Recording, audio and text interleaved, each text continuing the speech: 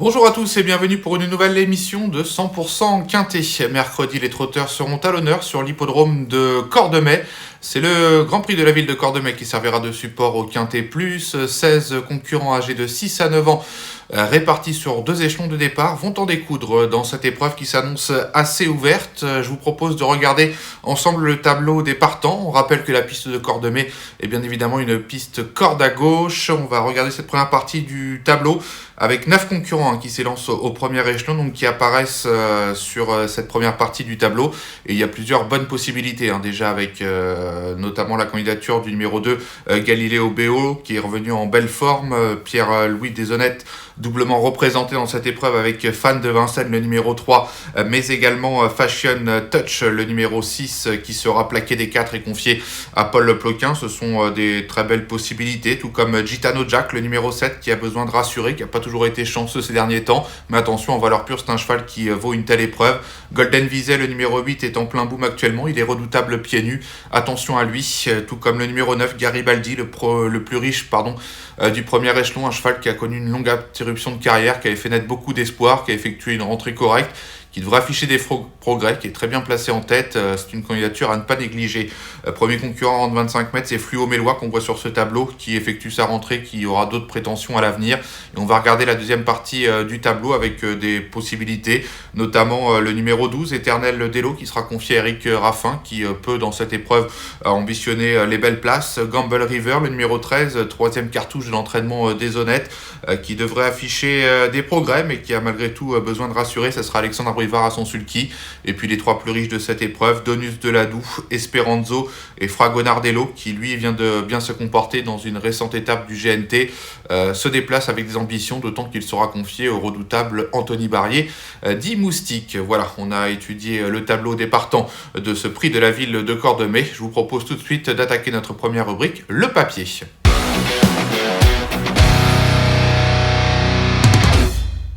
Je détache avant le coup 5 candidatures avec 4 concurrents du premier échelon et un cheval qui va devoir s'élancer au 25 mètres. On commence cette étude avec le numéro 8, Golden Visay, un pensionnaire de Cyril Buigné qui fait preuve d'une très belle régularité depuis le début de sa carrière. Je vous propose de l'évoquer tout ça sous forme d'une stat tout d'abord pour parler de ce cheval.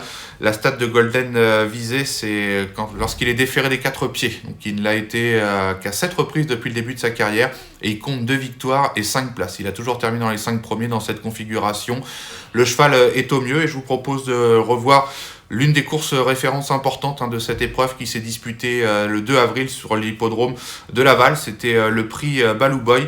Et on va voir ce jour-là que Golden Visay allait tracer une très belle ligne droite pour venir s'imposer tout à la fin. Le cheval le faisait sûrement. Il dominait au passage du poteau Galileo Béo, qui avait toujours trotté dans le groupe de tête et qui s'était très bien défendu, qui avait fait illusion pour la victoire, mais qui n'a pu résister à notre favori Golden Visay. On voit Fan de Vincennes également sur ces images, qui avait abordé la ligne d'arrivée en deuxième position, qui avait un petit peu craqué pour finir, mais qui avait quand même conservé la 4e place au passage du poteau. Donc voilà, sur cette tentative, Golden Visay semble offrir beaucoup de garanties. Il sera confié à François Lagadec, qu'il est bien placé en tête, de nouveau déféré des 4 pieds. Attention à lui. Je lui oppose le numéro 9, Garibaldi. Je l'ai dit tout à l'heure lors du tableau des partants.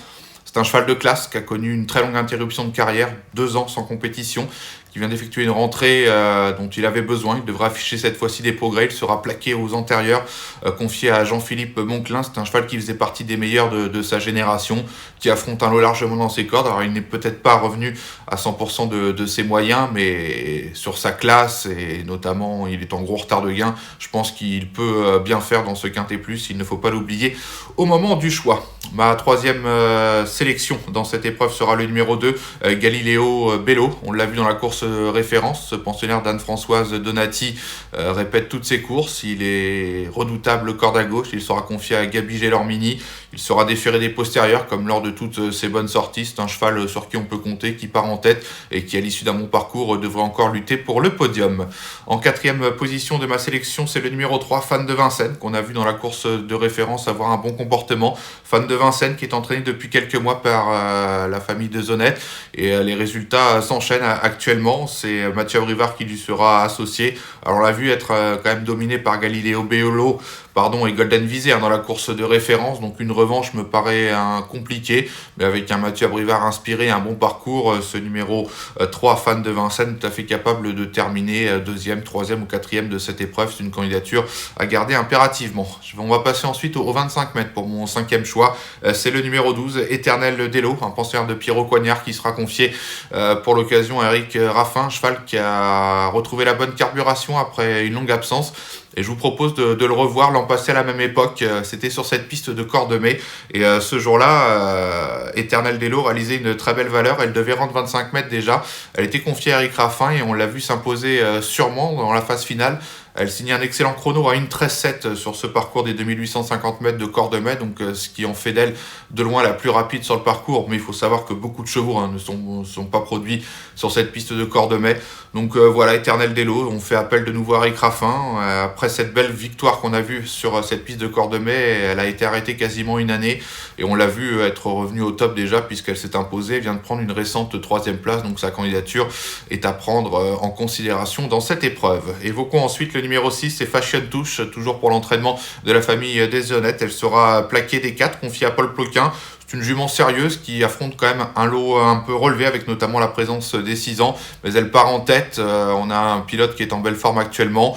Elle a des titres à faire valoir, notamment sur la corde à gauche. Donc voilà, ça fait partie des chances régulières pour les très belles places. Fragonardello, le numéro 16, est le plus riche de cette épreuve. Alors on l'avait vu être un petit peu monté en pression lors de son avant-dernière sortie sur l'hippodrome de Salon de Provence dans le GNT. Mais ce jour-là, il y avait eu plusieurs faux départs, donc le cheval n'a pas fait sa valeur. Il a remis les pendules à l'heure depuis en prenant une excellente 2e place dans une étape du GNT. C'est un cheval qui est capable de finir vite quand il peut avoir le bon parcours caché. On fait appel à Anthony Barrier, c'est le plus riche de cette épreuve. Il fait face à un bon engagement. Le cheval est resté très bien au dire de son entourage. Dès lors, c'est un cheval qu'il faut garder dans une combinaison. L'éliminer serait quand même risqué. Le numéro 15, Esperanzo, c'est un cheval de classe qui a connu un petit break, qui vient d'effectuer une rentrée assez discrète. Mais c'est un pensionnaire de Mathieu Mottier qui en valeur pure vaut une telle épreuve. Maintenant, pas sûr qu'il soit encore à 100% de ses moyens, mais cette fois-ci on va le plaquer aux antérieurs, donc il devra afficher des progrès sur sa rentrée. Mathieu Mottier n'est pas négatif, maintenant c'est aux 25 mètres, il faudra que ça se passe bien, s'il peut trouver les bons dos. C'est un cheval qui peut tout à fait intégrer la bonne combinaison, même si son entraîneur dit qu'il n'est pas encore à 100% de ses moyens, mais il a de la classe et c'est un cheval qui est confirmé corde à gauche et dans cette catégorie, donc candidature à garder sur des tickets. Le numéro 7, c'est Gitano Jack. J'adore ce cheval, mais quand on regarde sa plus récente musique, c'est vrai qu'on peut s'inquiéter un petit peu maintenant en dernier lieu. Je pense qu'il a fait la faute, mais le cheval était loin d'être battu pour les toutes premières places. Il n'a pas toujours été très chanceux, ce Gitano Jack, depuis de nombreux mois. On connaît sa qualité, c'est la casaque de Jackie Grisanti, portée par Général Dupaumois en son temps. Gitano Jack s'entend très bien avec Franck Nivard, qui lui sera de nouveau associé. Son entourage a procédé à quelques réglages. Il va avoir du confort cette fois-ci au pied et il sera peut-être mieux dans cette configuration. S'il ne fait pas de bêtises et partant en tête, Gitano Jack est quand même une candidature à garder dans des jeux. On évoque ensuite le numéro 13, c'est Gamble River. Gamble River qui a effectué une rentrée correcte, 6e, qui sera confié à Alexandre Abrivard, qui sera plaqué aux antérieurs et déféré des postérieurs. Gamble River, maintenant, c'est un cheval qui avait pris quand même beaucoup de gains en début de carrière et qui est quand même un petit peu moins tranchant, même s'il a 6 ans. Je pense qu'il a eu quelques combats difficiles. Il va falloir rendre 25 mètres. Je le vois barré par quelques rivaux dans cette épreuve, mais avec un homme en grande forme, Alexandre Abrivard, qui réalise un début d'année 2022 tonitruant. C'est quand même difficile de ne pas le garder dans une combinaison. Maintenant, je ne le vois pas s'imposer honnêtement dans cette épreuve. Je le vois plus être 4-5e à l'issue d'un bon déroulement de course. On va évoquer ensuite rapidement 3 outsiders, des chevaux qui tenteront de profiter de défaillance des principaux favoris. C'est le cas du numéro 4, Fuyard de Ballon, un pensionnaire de Pierrick Le Cellier, qui a quand même des belles stats à faire valoir, mais qui va effectuer sa rentrée. Attention, son entraîneur le dit en bonne condition. Il part en tête, même s'il reste ferré. Il peut grappiller une 5e place à Bellecote. Là, c'est French Lover, un pensionnaire de Loïc Groussard, qui est un peu décevant actuellement, qui aura pour lui d'être déféré des 4 pieds, de partir en tête. Mais sur ce que j'ai vu récemment, ça paraît quand même compliqué de pouvoir titiller les principaux favoris. Et on termine avec le numéro 5, c'est Daluna de Tilou pour l'entraînement de Michel Dogno. Ça sera Gildas, son fils, au sulky. On regarde sa musique, cette Daluna de Tilou, on voit qu'elle se livre toujours à fond, mais elle est plus 5, 6, 7, 4e, 3e. Elle a 9 ans, elle doit affronter les plus jeunes, elle n'a aucune marge, mais si elle peut bénéficier de bonnes circonstances de course en tête, il ne faut pas en faire une impossibilité pour une très grosse cote.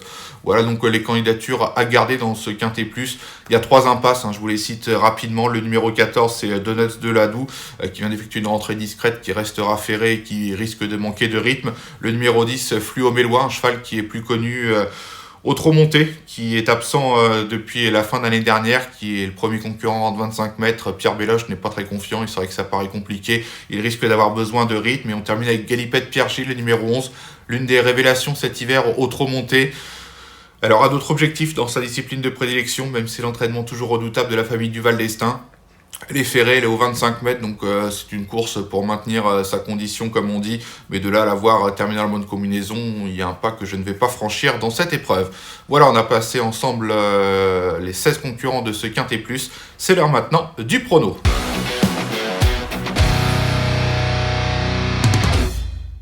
Avec donc 5 candidatures qui me plaisent beaucoup, 4 qui s'élancent au premier échelon, qui seront d'ailleurs mes 4 favoris, à commencer par le numéro 8, Golden Vizet, devant le numéro 9, Garibaldi, cheval de classe qu'on a hâte de voir dans cette épreuve. Galileo Bello, le numéro 2, qui répète toutes ses courses. Et enfin, le numéro 3, c'est Fan de Vincennes, confié à Mathieu Abrivard, qui a terminé 4ème de la course référence et qui mérite encore du crédit. Donc voilà mes 4 bases du premier échelon. Et aux 25 mètres, je fais confiance à une jument, c'est Eternel Delo, qui portera le numéro 12 et qui sera confié à Eric Raffin.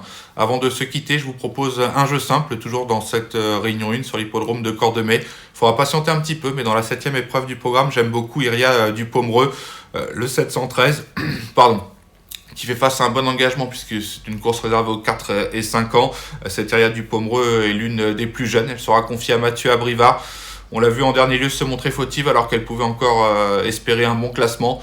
Auparavant, elle avait bien gagné sur l'hippodrome de Vincennes. Je me souviens moi d'une victoire en début d'année qui m'avait plu sur l'hippodrome de Cagnes-sur-Mer. J'étais présent ce jour-là. Iria du Pomereux peut faire encore quelques bêtises, mais quand elle est bien lunée, elle est capable de réaliser de très belles performances, déférer des 4 pieds au plafond des gains et confier à Mathieu Abrivard. Elle doit remettre les pendules à l'heure, le 713, Iria du Pomereux. Merci à tous de nous avoir suivis. N'oubliez pas que vous pouvez suivre le live du Quintet Plus sur notre site Paris Turf. Merci de rester fidèles à notre émission. On se retrouve très bientôt. Ciao, ciao.